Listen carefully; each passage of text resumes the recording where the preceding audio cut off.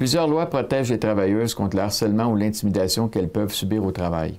La définition de la loi sur les normes du travail prévoit des recours contre le harcèlement psychologique au travail. Cette définition inclut le harcèlement sexuel, qui est lié au motif de discrimination prévu à l'article 10 de la Charte des droits et libertés de la personne. Il existe plusieurs définitions du harcèlement sexuel, mais de façon générale, le harcèlement sexuel comporte des caractéristiques suivantes. Des paroles, des gestes, des comportements ou des contacts physiques qui ont un caractère sexuel envers une autre personne. Ce sont généralement des gestes répétés, mais pouvant aussi être un seul geste grave.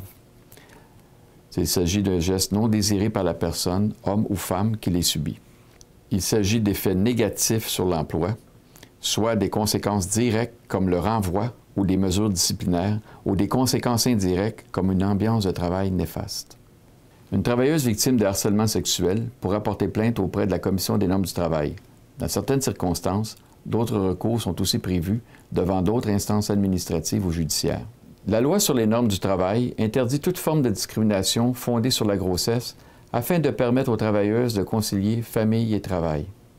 La loi sur les normes du travail consacre le droit au congé de maternité, dont la principale protection qui en découle est le droit de retour au travail avec le maintien des avantages liés à l'emploi. Les travailleuses sont donc protégées en vertu de la loi sur les normes du travail et peuvent porter plainte devant la Commission des normes du travail pour harcèlement psychologique ou pour pratique interdite. Si vous avez des commentaires ou des questions liées au harcèlement psychologique ou à une pratique interdite, nous vous invitons à communiquer avec nous à l'adresse qui apparaît à l'écran.